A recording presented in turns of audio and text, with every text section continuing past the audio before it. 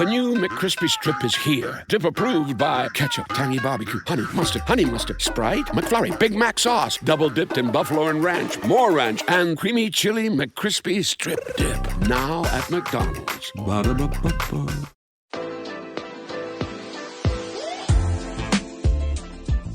And so, being in this category as a Black woman and being featured as someone who is centering Black voices, Black culture, and Black wellness, I think it really pushes the envelope in how the media is taking us seriously. What's up, y'all? Thanks again for joining me for another episode of Behind the Mic, powered by REVOLT Podcast Network. Now listen, I have a very special episode for you all today. I'm sitting with none other than 2025 Webby nominee, Dr. Chanda Reynolds, host of Paging Dr. Chanda and friend of the show. Now, y'all heard what I said. 2025 Webby nominee. You heard that right, actual Webby. And while the world is just now catching up to the work that she's done, her work has been speaking for itself the whole time. I want to remind you all, we need you to vote. The last day to vote is April 17th, but don't wait till the last day. Visit vote.webbyawards.com and search for Paging Dr. Chanda, that's Chanda, and let's make sure that she gets that vote.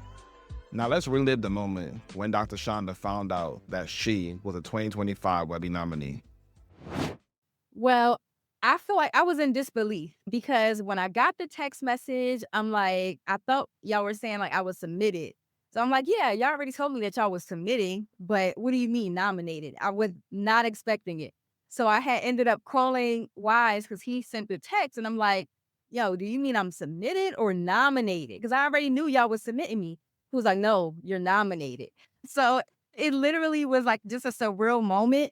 I honestly wasn't expecting it. It was not something that was even on my radar. It would have been dope to be nominated, but like, I know that this is a huge award and thousands of people submit for it. So I was just grateful and in disbelief. So now that it's official, let's talk about the episode that got denied. A live conversation with Keke Palmer hosted at the Wilmington Public Library. Now, if you know anything about Keke, y'all already know the vibe. I think hilarious and healing is the perfect way to describe that episode. Upon meeting Keke, like backstage when we were preparing, it was literally just such a synergy that we had experienced because she has that type of personality where she makes you feel like y'all know each other forever. And so it was very seamless and easy for us to be able to have an open and honest conversation, literally about us, about women, about challenges that she's experienced in her life, relationships, motherhood. And the fact that she was so transparent with it and we had the audience there who was just like, picking up all the gems that she was dropping. When the audience is good, it just makes the conversation even better because it pulls our energy even more. And the fact that, again, like she was able to be relatable and also willing to answer some of the questions that I had asked her. And I also have to give a shout out to the Wilmington Public Library because they have facilitated the whole interview or what have you. And so, yeah, shout out to them. It feels surreal because it is something that I've been talking about for like very long time since being an undergrad in college at Delaware State University, having this strong interest and wanting to learn more about the mental health of Black people, into grad school and writing my dissertation about how African-centered therapy can help to improve the lives of African people. So, and this was during times where Black people weren't really talking about mental health like that.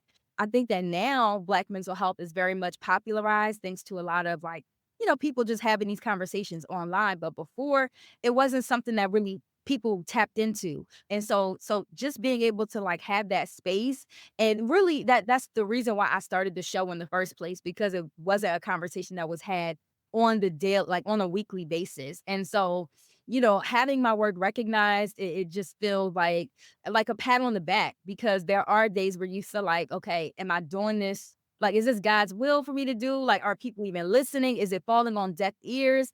And I think that this nomination just proves that, yeah, we are making waves in the industry of Black mental health. That part right there is the reason why I love doing Behind the Mic and the reason why many podcasters love doing what they do. It's the heart of why we do our shows. not just to spotlight voices, but to recognize what it takes to build something meaningful, especially when the world is just catching on. Man, specifically for women of color, Black women, for sure, we often feel invisible in this industry throughout the world, but especially like in the media industry. Like our stories don't matter.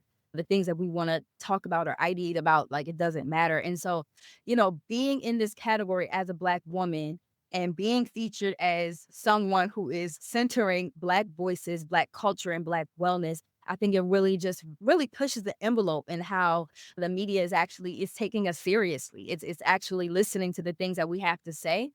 I really do hope that this opens doors for a lot more mental health professionals or advocates and people who do want to talk about these topics, because sometimes I feel like psychologists, we get a bad rap for feeling like a lot of people feel like we can't talk to people on their level when in the media space, like we always come with the research and the stats, and we do that. We have the vocabulary, but also we can be down to earth and offer conversations that are digestible to the general public. So I hope that this nomination, really shared that we can do both. We don't have to be boxed into the therapy room or the classroom, but we can also take up space in the media and entertainment space as well. So let's again shout out to Dr. Chanda for letting us witness this moment and for reminding us what's possible when purpose meets consistency. Go check out her episode with Keke Palmer if you haven't already. And most importantly, go and vote. You can vote up until April 17th. So visit vote.webbyawards.com, search Paging Dr. Chanda, and submit your vote today. Thank you all again for listening to this bonus episode of Behind the Mic, powered by REVOLT Podcast Network. I'm your host, Wise Grisette. You all can find me on Instagram and Twitter, formerly known as X, at The Real Wise, Wize. I'm internationally known on the microphone as Wiz, Wizzy, and Wise, and I'll catch you on the next episode, which just so happens to be Dr. Chanda's amazing twin sister, Chanda Reynolds. See you there. Behind the Mic, powered by REVOLT Podcast Network, is hosted by me, Wise Grisette. Special thanks to the Indie Creative Network and Storytime Studios for editing and producing this podcast.